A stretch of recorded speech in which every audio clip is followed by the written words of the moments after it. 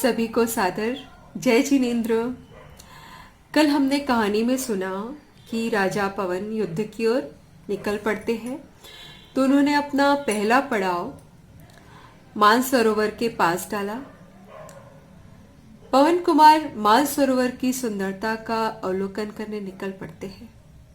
तभी क्या देखते हैं कि एक पेड़ पर चकवा चकवी की जोड़ी प्रेमालाप में मग्न थे, पर सूर्यास्त होते ही दोनों आपस में बिछड़ जाते हैं। साथी के वियोग से चकवी अकेली आकुल व्याकुल हो उठती है, क्रंदनाद करने लगती है, चारों तरफ अपने साथी को ढूंढने लगती है। नन्ही सी जान और क्रंदन भी नन्हा, पर बहुत हृदय स्पर्शी और गहरा। चकवी के आर्द्रनाद देखकर पवनजय भी आकुल व्याकुल हो जाते हैं। उन्हें लगता है कि ऐसा क्या करे कि उसको वो धीरज बंधा सके।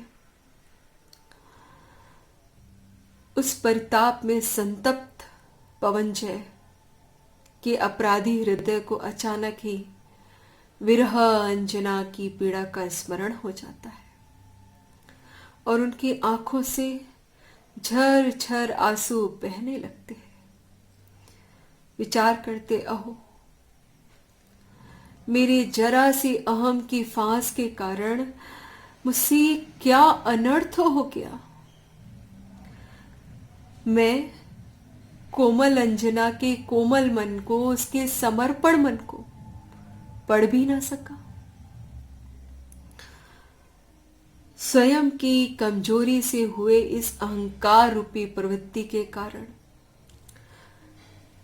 जिसके कारण धर्मी जीवों और धर्मायतन की उपेक्षा होती रही, ऐसे अहंकार को धिक्कार है। दुनिया क्या सोचेगी, क्या समझेगी, ऐसी मिथ्या लोक लाज से क्या। बस अब पवनजय को लगने लगा कि मैं कब अंजना से एक बार जाकर मिलूं। तो वो बेचैनी मन के कारण उनका विचार बनता है, वो यान लेकर अंजना के महल की ओर निकल पड़ते हैं।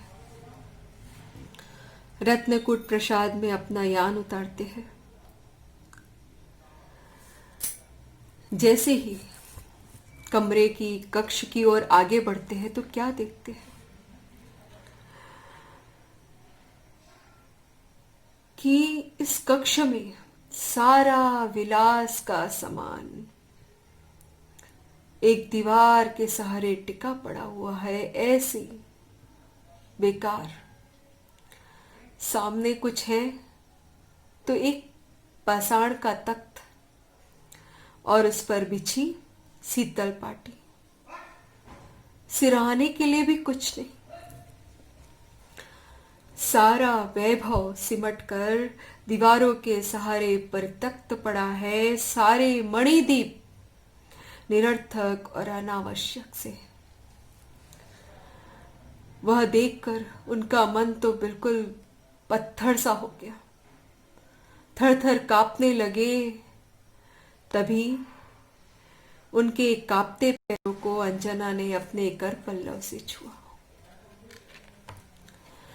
पवनजय चौंक जाते हैं, पैरों की ओर देखकर रुदे कंठ से बोलते हैं, जन्म जन्म के इस अपराधी को और अपराधी ना बनाओ अंजना, इस अपराध से मुक्ति दो।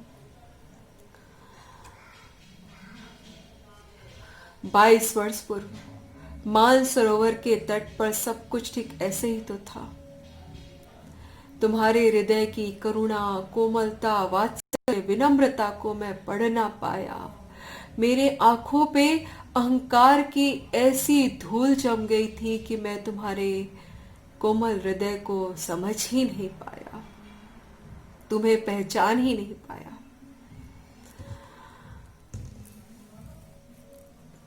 अब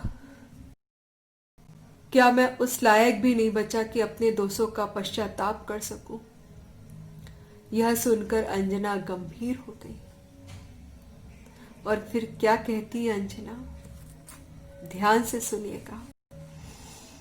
हमारी महान अंजना सती कितनी सुंदर जवाब देती है। क्या कहती है अंजना? हे स्वामी,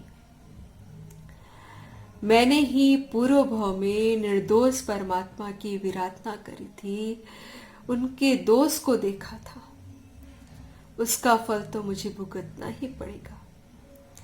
अब तो मेरी केवल एक ही भावना है कि मैं अपने निर्दोष परमात्मा को स्वीकार करके किसी के भी दोष देखने की शक्ति मुझ में ना रहे। अपने दोष सुनने के लिए मैं साहसी बनूं और दोषों को निकालने के लिए पुरुषार्थी। मेरे सन्मुख होने वाली आपकी उस उपेक्षा और अपमान का तो मुझे कोई भान तक नहीं हुआ। घटनाएं तो निमित्त मात्र है। मेरे ही कर्मों का दोष का आवरण था जो ना जाने किस भाव से मुझ पर पड़ा था। आपका कोई दोष नहीं, ये सर्व मेरा ही दोष था। और आगे अंजना क्या कहती है कि इतना कुछ होने के बाद भी ये क्या कम था कि हम इसी भाव में पुनः मिल गए। और इससे बड़ी बात और क्या कि ऐसे कठोर परिणाम के बीच भी श्री वीतरागी सर्वज्ञ देव निर्ग्रंथ दिगंबर मुनि और उनकी वाणी मुझे पुनः मिल गई। क्या ये हमारा महासौभाग्य नहीं है? सच, अंजना की इन बातों से हमें ये बात, बहुत इंपॉर्टेंट बात सीखने मिलती है कि हमारे जीवन में जो घटनाएं हो रही है उसका जिम्मेदार कोई और नहीं होता, हम स्वयं होते हैं। हमने हमारे सुख हमारे दुख का अगर कोई कारण है तो वो मैं स्वयं हूं।